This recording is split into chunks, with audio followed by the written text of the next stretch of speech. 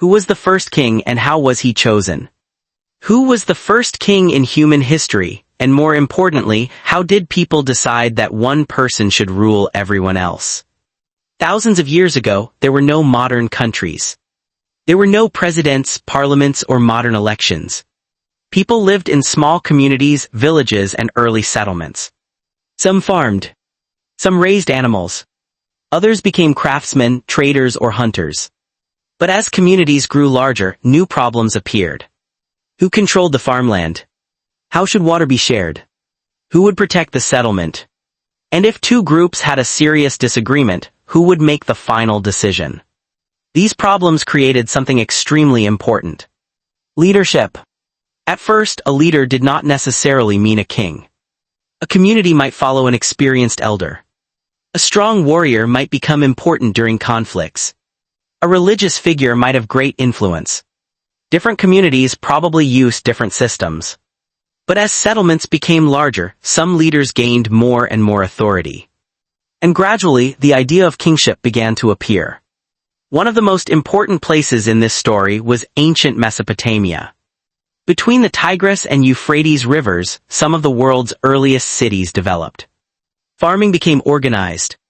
Irrigation systems were built. Temples became powerful institutions. Trade expanded. And large numbers of people began living together. Managing these growing cities required organization. Someone had to coordinate workers. Someone had to deal with conflicts. Someone had to organize defense. And someone had to control important resources. This gave powerful leaders more influence. But there was an important question. How did a leader actually become a king? There wasn't one universal answer. In some societies, military strength may have been extremely important. In others, religious authority could give a ruler legitimacy. And eventually, in many kingdoms, power began passing from father to son.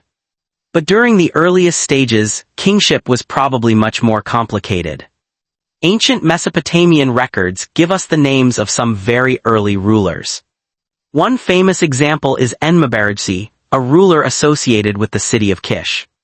He is generally dated to around the 26th century BCE. His importance comes from the fact that he is one of the earliest rulers for whom historical evidence exists.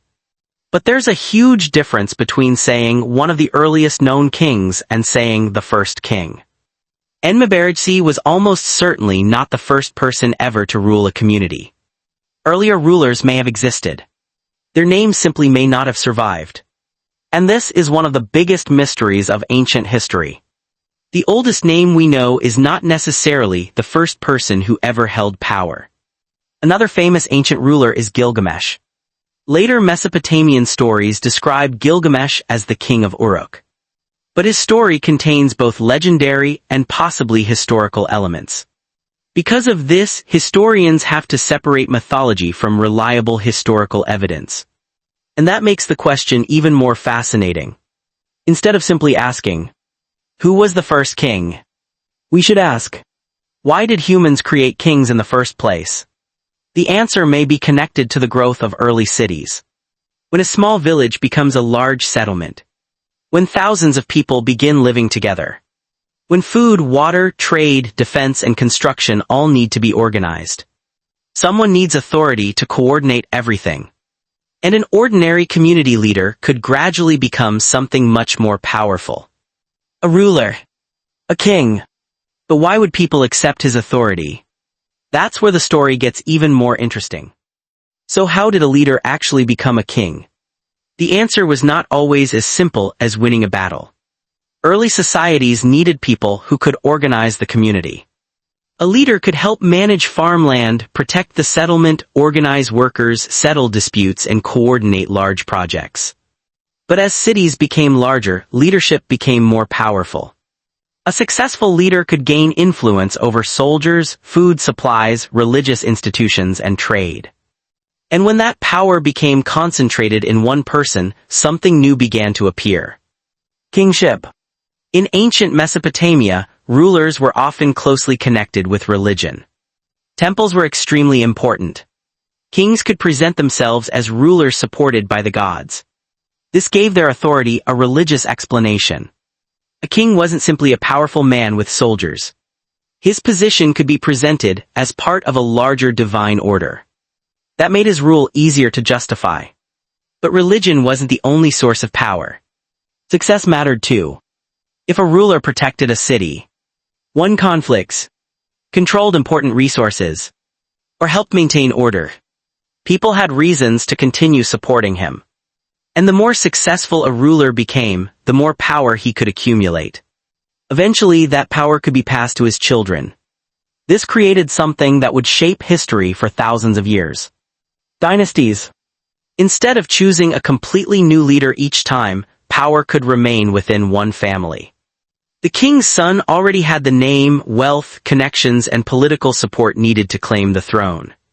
But succession was not always peaceful. Rival families could fight for power. Military commanders could challenge rulers. Religious authorities could influence succession. Powerful groups within a city could support different candidates.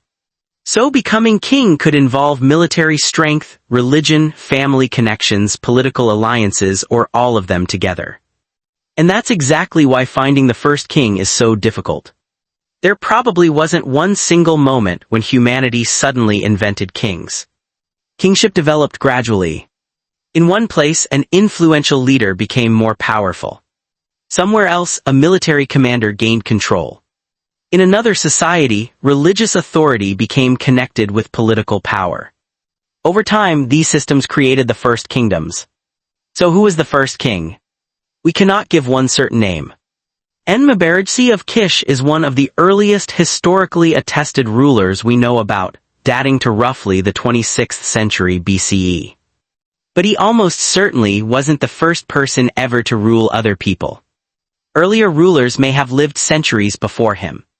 Their names simply disappeared. And that leaves us with a fascinating possibility. The first king in human history may be someone whose name we'll never know. Someone who lived before written records became common. Someone whose authority may have started with nothing more than a small community following his decisions.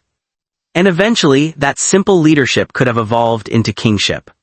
What we do know is that kingship wasn't created overnight. It grew from the needs of growing human communities. Food, water, protection, organization, religion, and power. And once humans created kingdoms, the idea of the king would survive for thousands of years.